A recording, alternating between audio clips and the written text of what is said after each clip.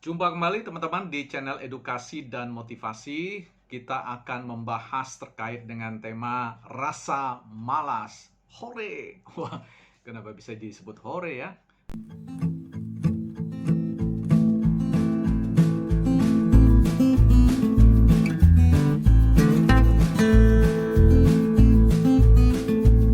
Kok senang rasa malas? Orang bilang rasa malas kok dipelihara.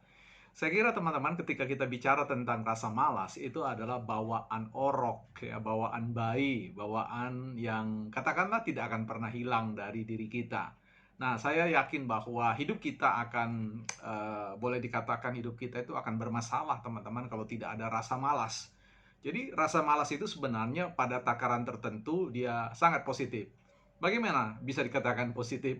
Yang kita akan bincang soal ini. Nah, teman-teman kalau punya pikiran-pikiran yang baik, yang ingin di-sharingkan, silakan komentar di bawah ini agar konten-konten yang kita bicarakan ini jauh lebih kaya lagi dengan kehadiran pikiran-pikiran dari teman-teman.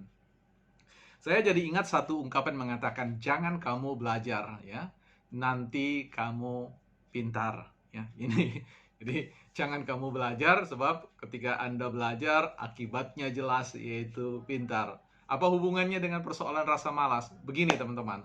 Saya mengibaratkan bahwa rasa malas itu seperti rumput liar.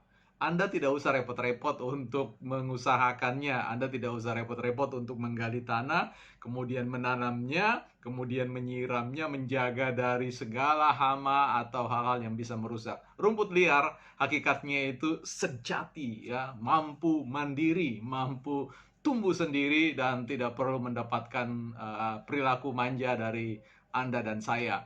Jadi teman-teman ketika kita bicara tentang rasa malas, sebenarnya rasa malas itu punya power, punya kekuatan untuk selalu menghadirkan dirinya. Bagaimana kemudian kita harus memandang bahwa rasa malas itu punya nilai positif dalam kehidupan kita sehari-hari? Rumput liar ya yang kita ibaratkan dengan rasa malas tadi, sesungguhnya ya punya manfaat yang mungkin saja karena kita tidak tertarik untuk menelitinya. Tapi orang-orang yang tertarik dengan keberadaan rumput liar pasti akan melihat sisi baik, sisi positif dari keberadaan rumput liar.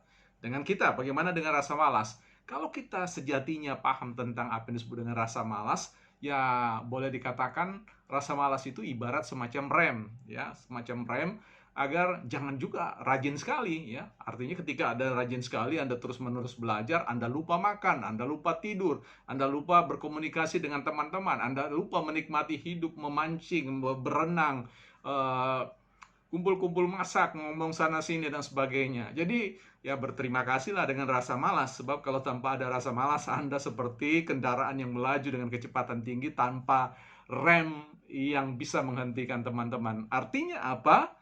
Ya kita bisa bayangkan kalau kehidupan kita itu hanya penuh dengan bunga, penuh dengan buah-buahan dan yang lain-lainnya, tanpa hal-hal yang lain, katakanlah tanaman-tanaman yang lain yang sepele, yang kita pandang tidak punya arti, tapi sebenarnya kalau kita disingkapkan, ya katakanlah orang meneliti dan kemudian akan melakukan temuan-temuan, mendapatkan temuan-temuan bahwa di balik hal-hal yang kita pandang tidak berguna itu justru dia menjadi penyeimbang hal-hal yang baik tadi ya. Kita tahu persis bahwa keberadaan rumput liar itu ya boleh dikatakan buat orang yang suka menanam bunga-bunga, yang suka menanam buah-buahan itu dianggap sesuatu yang mengganggu, parasit. Tetapi sekali lagi rahasia alam siapa yang tahu ya. Yakinlah bahwa Sang Maha Pencipta itu menciptakan rumput liar itu untuk maksud tertentu ya, untuk sekolah keseimbangan. Sama halnya dengan rasa malas teman-teman ya, bahwa rasa malas itu diciptakan untuk satu tujuan yang mungkin hari ini teman-teman tidak mengetahuinya dan saya juga belum mengetahuinya. So, bagaimana?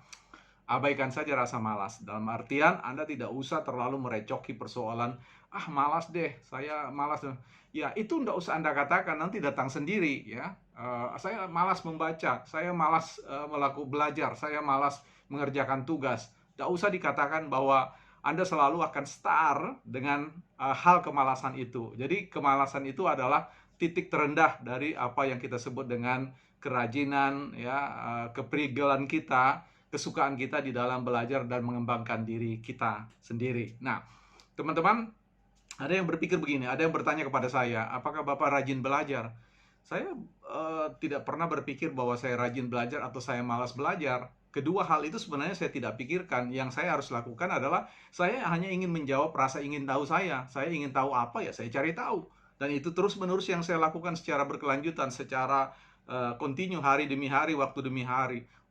Apakah semua buku itu dibaca? Tentu tidak bisa kita baca semua dalam waktu yang serentak. Kita hanya mempersiapkan. Kalau saya ingin membaca tentang tema kepemimpinan, tema manajemen, tema organisasi, tema bisnis, tema sosial, tema budaya, politik, ekonomi, dan banyak lagi informasi komunikasi dan teknologi, ya saya tinggal ambil saja. Jadi saya akan digerakkan dengan rasa kepo saya, rasa ingin tahu saya terhadap sesuatu.